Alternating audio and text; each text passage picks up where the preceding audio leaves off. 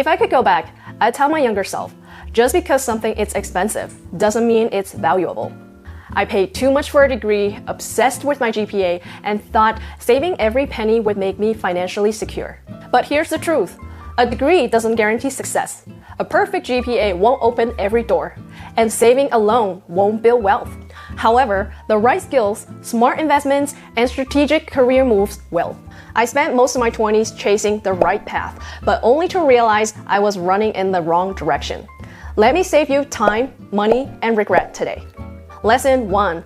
This is hands down my biggest regret in my 20s. Pay too much for a degree. If you don't know what you want to study, don't start school yet, seriously. I get it. College feels like the next step after high school. It's what everyone does. But here's the thing. I totally believe that education is priceless. But a degree comes with a price, and oftentimes the price is hefty. And if you're not careful, the price could cost you years of financial stress, regret, and debt. I wish someone had told me this earlier, but I learned this the hard way.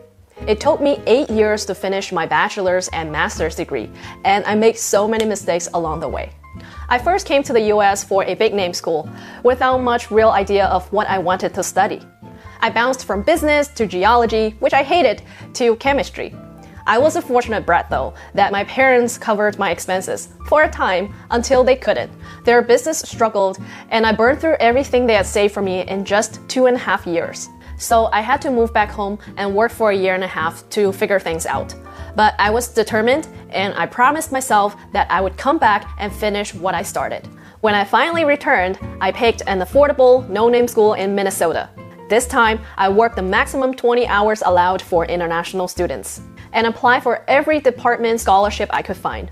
Though not a whole lot applied to international students, unfortunately. So I still needed some help with tuition from my family, but I was able to cover my living expenses by working all year round and scholarships.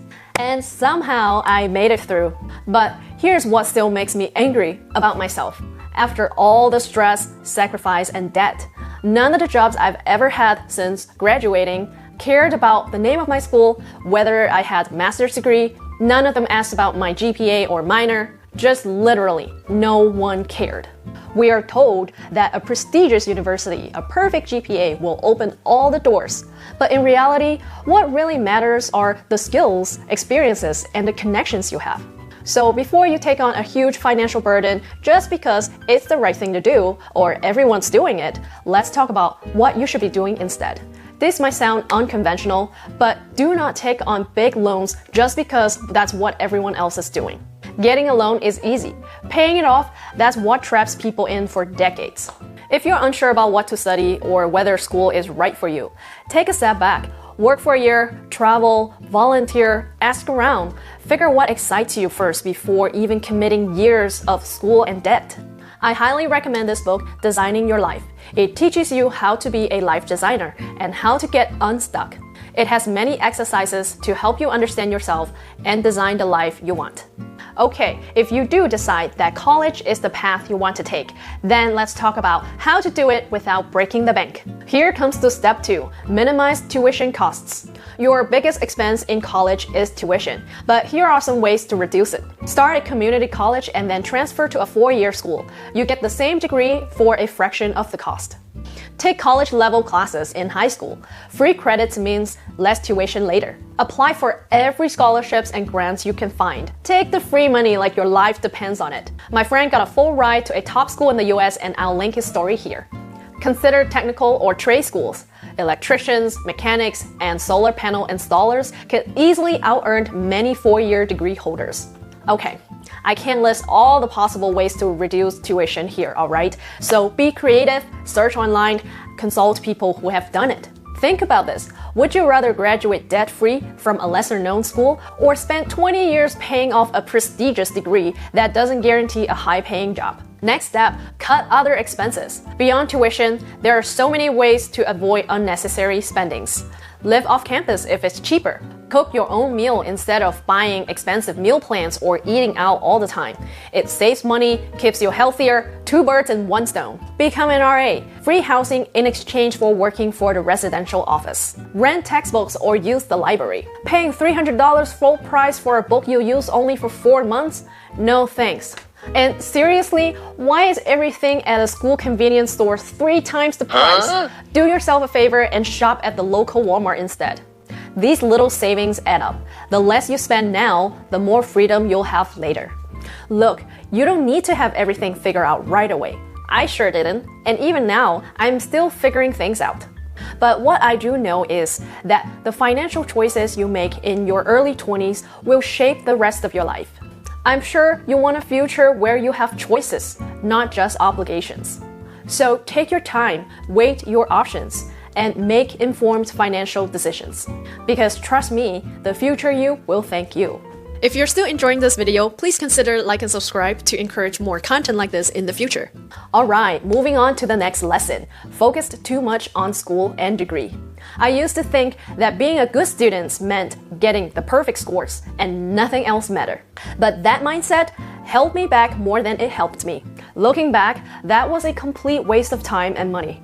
I was so fixated on a high GPA that I even withdrew from an advanced math class in the middle of the semester just because I knew that I wouldn't get an A. I later realized something that completely changed my perspective. In the US, grades aren't the ultimate deal breaker. Whether you're applying for grad school or entering the workforce, employers and admission committees care way more about projects you've worked on, real-world experiences, leadership skills, and your ability to work in a team. And on top of that, your ability to solve problems, handle conflicts, and bring real values to a job or research programs matters far more than a perfect score. And yet, so many students burn themselves out chasing the perfect scores instead of building actual skills that will help you stand out. And this brings me to my next point. Is grad school or PhD program really the right move? Now, let's talk about grad school, because this is another trap I see a lot of people fall into, including myself. I was once a PhD candidate, but I quickly realized that it wasn't for me just about 2 years in. I talked about my struggles here if you're interested to find out more. Listen, I am not against PhD programs. Just because it wasn't for me, it doesn't mean that you aren't the right fit. I just really want you to think hard about these before committing 5 to 6 years to a PhD program. Are you really passionate about research, or are you just obsessed with the title? Do you really need a PhD degree to do what you want to do? And that's if you already know what you want to do. Or are you just trying to delay the real start of a career? A lot of students romanticize grad school, thinking it's the natural next step. But here's the thing, even though many grad students get funding for the PhD programs, but every decision has an opportunity cost. Spending years in a PhD program without a clear purpose can be mentally draining. And in the end, you might not even use the degree you worked so hard for. Now imagine this. What if, instead of spending years in grad school, you had built a career, gained industrial experience, or even started a business?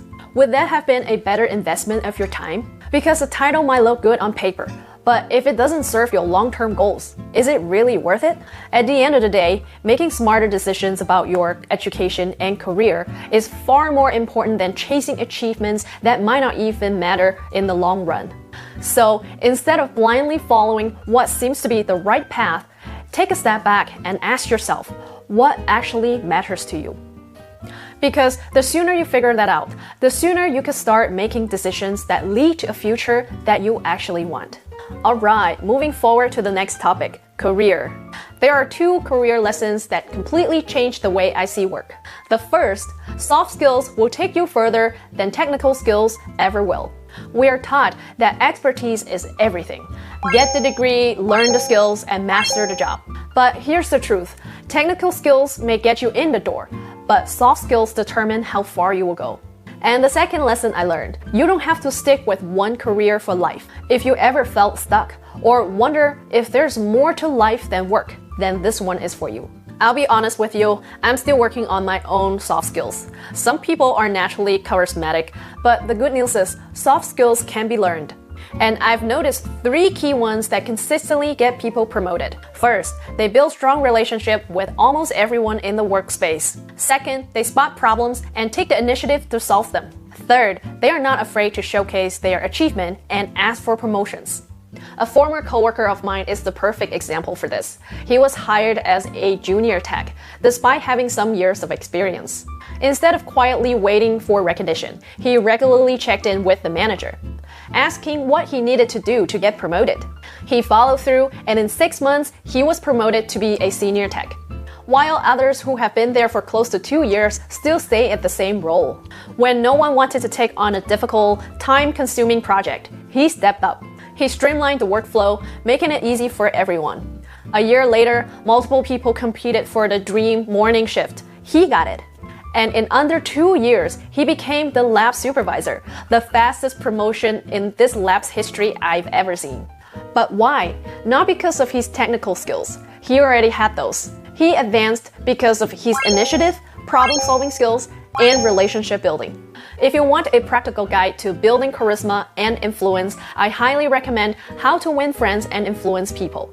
It's a classic, but still one of the most effective books on developing charisma. And if you're looking for a way to design a career that fits your life, designing your work life is another great one. Now, moving on to my next lesson. We talked about quarter-life crisis happening in our 30s, but honestly, I'm feeling it now. For years, my life has looked like this. Work, recover from work, and repeat. Lately, I've started questioning, what else is there? My family is getting old. Some have already passed. Every day that goes by is one less day I have with them. That realization hit me hard. While I'm still healthy, but I don't have the same energy or motivation I had in my 20s. And while I'm not rich, I've reached to a point where I have more money than time or energy to fully enjoy it. That's when I came across Die with Zero, a book that completely shifted my perspective on money and life. It challenges the idea of saving excessively for retirement, but instead encourages spending money on meaningful experiences throughout your life so that you can actually enjoy it before it's too late. And that made me ask myself, I've spent so much time saving, but for what? Waiting until 65 to enjoy it isn't something I want to choose. And what this means to me now is that since last year, I've been financially planning for it, and I've made a decision that I will be taking a sabbatical in the near future for a project. The details are still coming together, and I'll be sharing my progress as I go. But what if my project fails? One thing I do know is that I can always come back to a similar job. But what I won't get back ever is time and the ability to take the risk now when I have less obligations. So if I don't start prioritizing what truly matters to me now, when will I?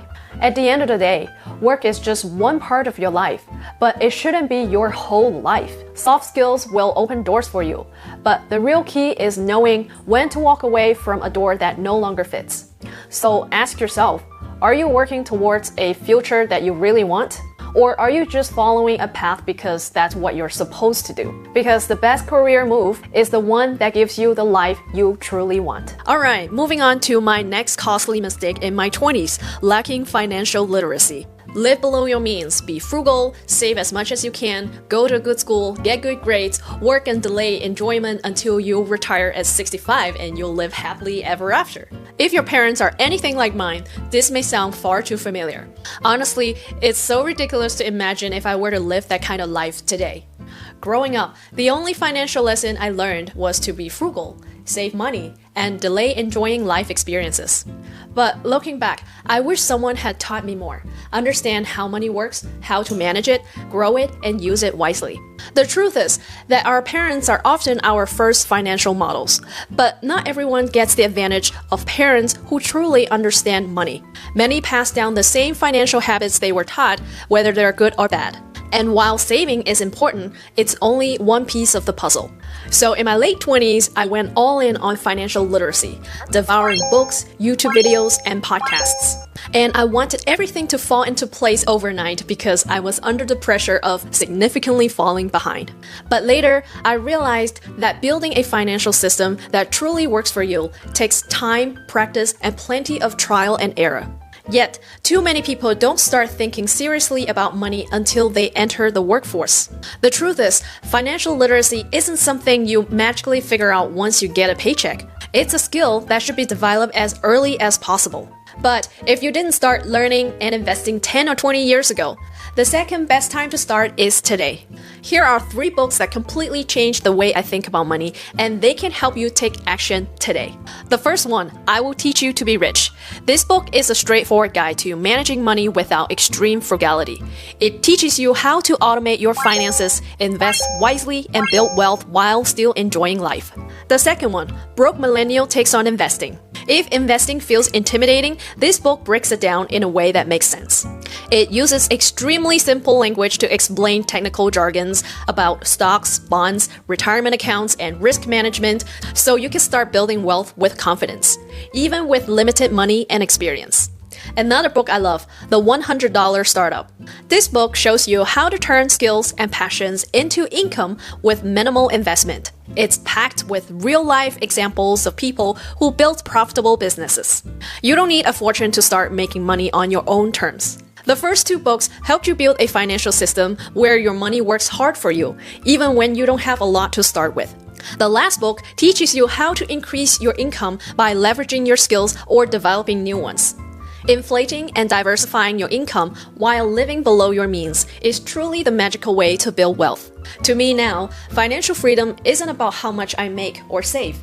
It's about how much I can maximize my life experience at different life stages with the wealth I built and my physical and mental energies. Your 20s are the best time to avoid these mistakes. But if you're past them, like me, don't dwell. There's still time to turn things around if you decide to make the right moves today.